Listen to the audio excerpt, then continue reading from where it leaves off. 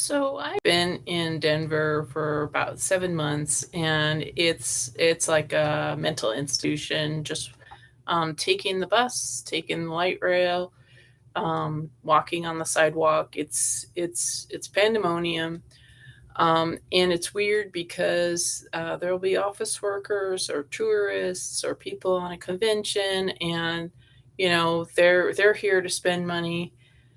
And then we have homeless people lying on the sidewalk day after day.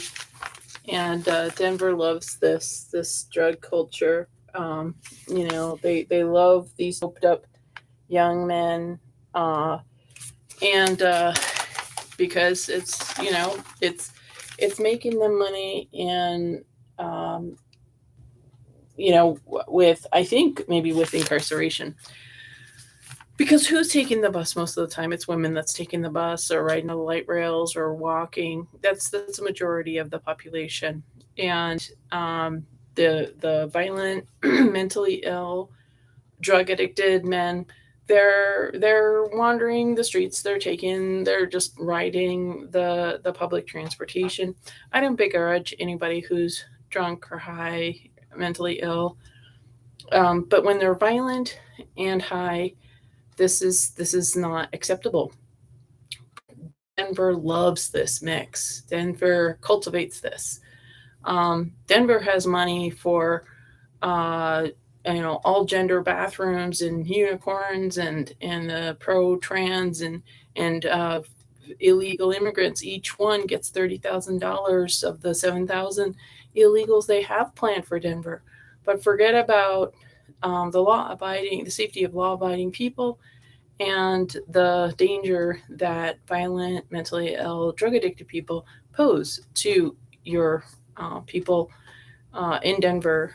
And so I was like, so yeah, I think city officials love this. I think they love that victims are vulnerable and wounded, and I think these city people, drug dealers in the government, they love the suffering that this causes. They love the uncertainty and the fear, and they love this violence. These city officials that are allowing these mentally ill drug addicts wander the streets are terrorizing the law-abiding people that are walking on the sidewalk. These city officials, whoever's in charge, whoever's responsible, they're terrorizing uh, the us women that are trying to take a bus somewhere, trying to go to the grocery store, try to come home. And so what I realize is these city officials, they want a violent criminal to harm somebody, and then it's making somebody money. It's making the defense attorney money. It's making the prosecuting attorney money. It's making the judge money. The local franchise just grist for their mill. They want you there.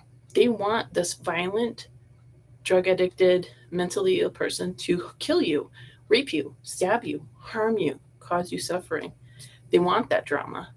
Um, because any normal person would do something about a mentally ill, violent, drug addicted person on the street.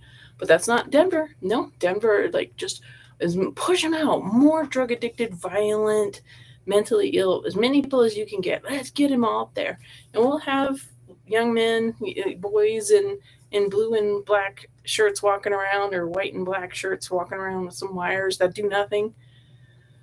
How is it that they always happen to be not where the crazy person is? Um, and of course, police are useless. They're not doing anything. I don't know where they are. They're probably in the below ground at the Denver International Airport doing human sacrifice rituals. So yeah, when you're coming to Denver, for instance, just it's an insane place, and the locals are like, "Oh yeah, yeah, that's just how it is."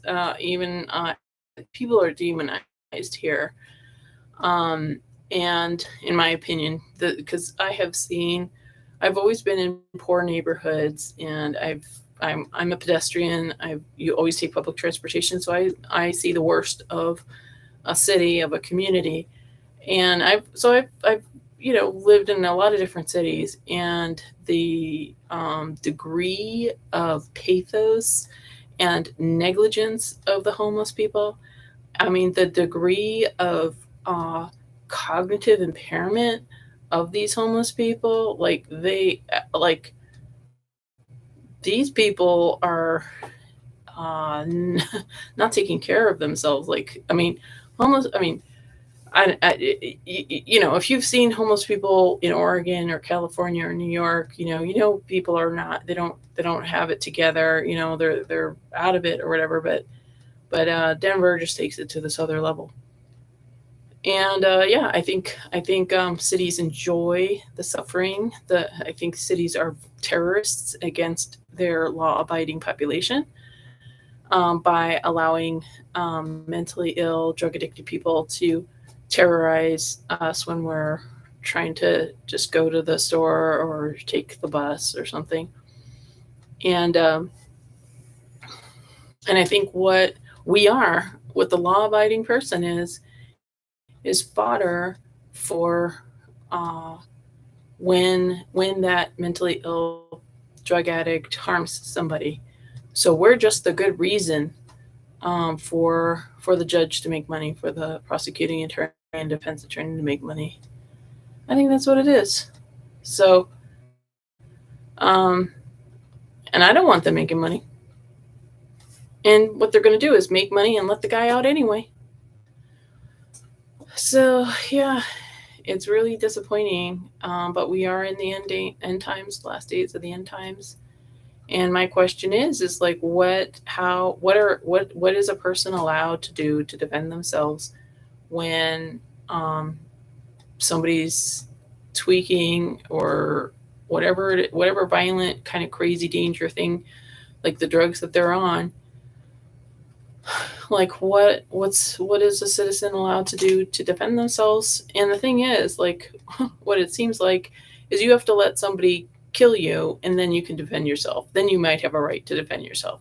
Because in the current climate, it's like, um, defense is illegal. So I don't know. The guy I'm thinking about today, he was a white guy. Um, trying to be all gangster. So, um, but yeah, it's like, and if you say anything, then you're a Karen. You know, like, what, we have no society. We are in anarchy. And what's so despicable is that these cities cultivate it. They're profiting off of it. Like, whoever's the district attorney, whoever's the judge, whoever's the police chief or whatever, nobody, they, like, law abiding safe people are just targets, to be used so they can make money. That's what I realize.